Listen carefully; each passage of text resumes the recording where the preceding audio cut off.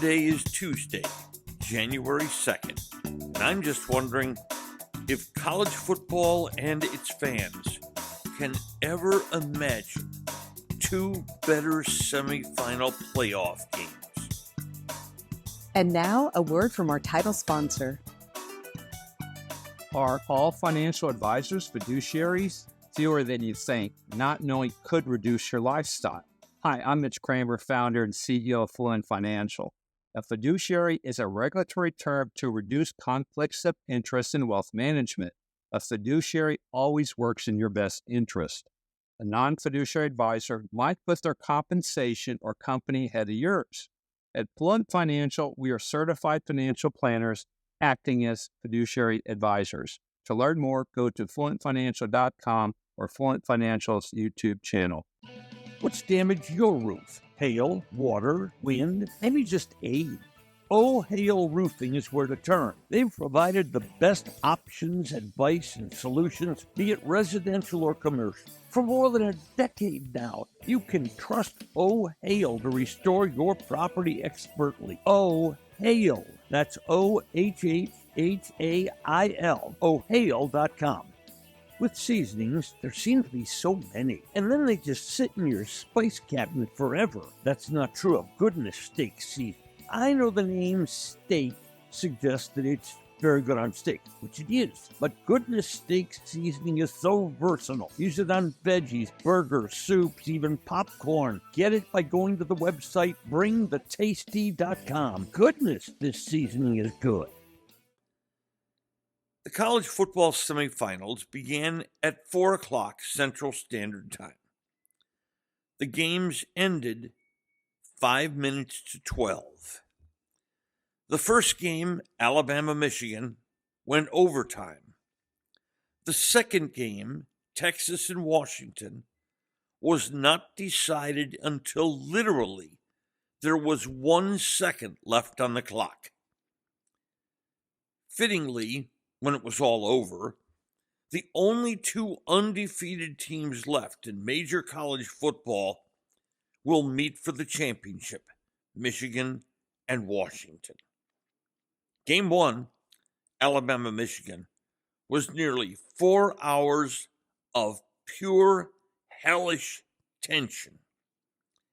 In the first half, on my game sheets, I kept writing, Michigan has too much power, or Alabama's just hanging in, and Alabama's defense looks confused, and Alabama's offensive line looks confused. But somehow, Alabama just kept hanging in there. Michigan fumbled the punt, missed an extra point, missed a field goal, dropped passes, made other errors.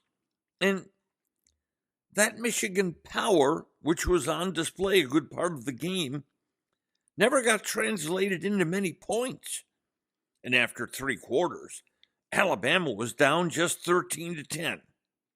And suddenly, they weren't down at all. Alabama got a touchdown and a field goal.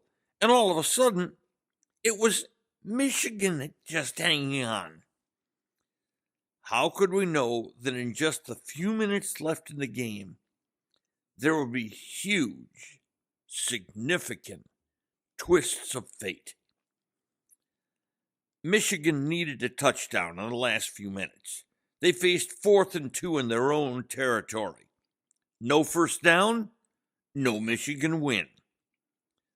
But Alabama got confused again on defense and didn't cover running back Blake Corum. He made a huge play and took them deep into Alabama territory, and 4 plays later the game was tied, and we were headed for overtime. Then Michigan got the scare of their life. Alabama punted, and all Michigan had to do was kneel down a couple times, send the game into overtime. But Michigan punt returner Jake Thaw decided to try to catch a punt at his own 6-yard line. and he fumbled, and the ball bounced back toward the Michigan end zone. If Alabama recovered it, game over. If it was a safety, game over. But Thaw got back there to the one, picked it up, got smashed. But Michigan managed to run out final seconds, and into overtime we go at 2020. In overtime, it took Michigan 2 plays, both Blake Corum plays.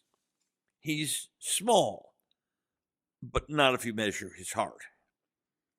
Still, there was one more Alabama possession to try to tie it and force another round of OT. And they faced 4th and goal at the 3. And timeouts on each side simply built the tension. The crowd shots on television were fantastic. People were just nervous.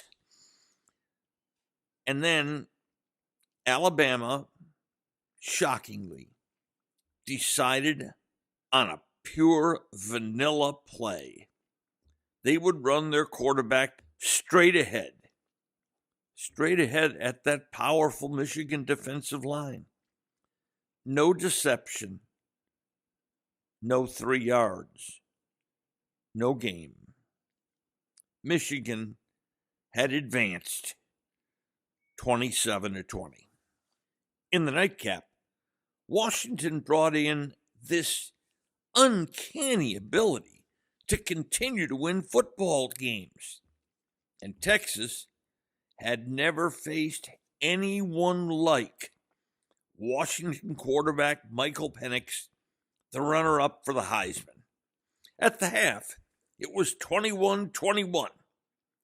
Texas showed off their power on the ground, and Washington showed off Michael Penix. They were tied at the half because Penix and his wide receiver corps were simply sensational. Pass plays of 77 yards, 29, 24, 52, 24. Penix threw for 255 yards in a half. But everything was even after 30 minutes. Then Texas had the most miserable third quarter imaginable. Washington took the opening kickoff in the second half and drove 75 yards for the touchdown.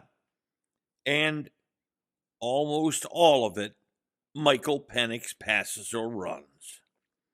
Then on Texas' first offensive play of the second half, they fumbled. Washington recovered and got a field goal. For football fans watching these 2 semifinal games, it was the first time all afternoon, after 6.5 hours of football watching, that either team in either game led by more than 7. But Texas misery continued. A false start stalled their next drive. And then Washington drove throughout the rest of the third quarter.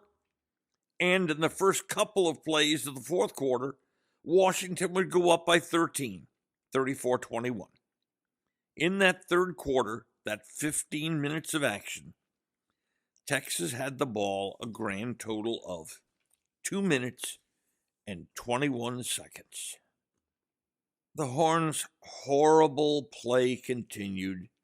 They fumbled the ball away after driving deep into Washington territory. And suddenly, the lights came on, though. They got the ball back and drove 79 yards to score. And Washington was only up 7.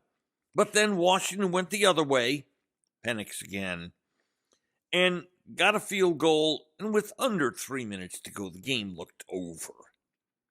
But there was one more giant twist left for the getting just a bit sleepy football fan at home. Texas took the ball and went back down the field, and they got a field goal. But there was less than a minute and a half left in the game. But Washington simply had to get the ball and run out the clock. Texas did have those timeouts left, though. And when Washington got an injury, it stopped the clock and saved more time for Texas. There would be one more long shot chance for the Longhorns with 45 seconds to go. It seemed improbable. Quinn Ewers had an okay day, but nothing sensational. And then, boom, a 41-yard pass to Jordan Whittington, and Texas was in business at the Washington 28. And then another completion of the running back Blue, and Texas was at the Washington 12 with 15 seconds to go. There'd be time for 4 more plays, 4 more passes, but no more yards.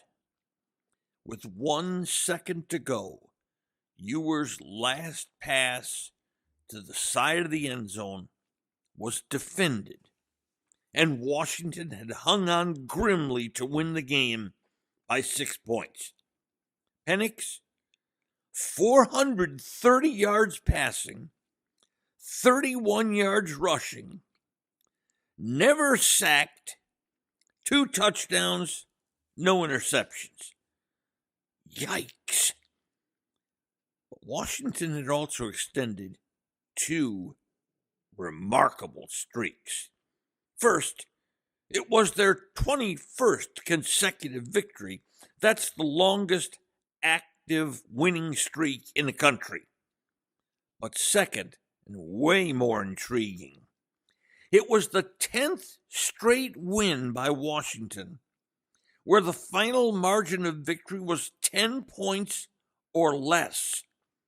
They are the living example of the mantra of the old Raiders boss Al Davis, who kept telling his team, just win, baby, just win. Next Monday, the championship game. Michigan favored 4.5, but you get the unmistakable feeling that Washington is very comfortable in the role of an underdog. Today's episode has been brought to you by Fluent Financial, by Oh Hell Roofing, and by Goodness Steak Seasoning. Just Wondering is a production of DSP Media for FanStream Sports. You can find Norm's show along with other great programming at fanstreamsports.com. Thank you for listening to today's episode of Just Wondering. If you enjoyed it, please hit follow. Then each episode every weekday will be delivered straight to you. And if we might ask one more favor, please share it with friends. I'm Norm Hitzges, and every day I'll be just wondering about something. And I'm Mary Hitchkus, and I'm just wondering too.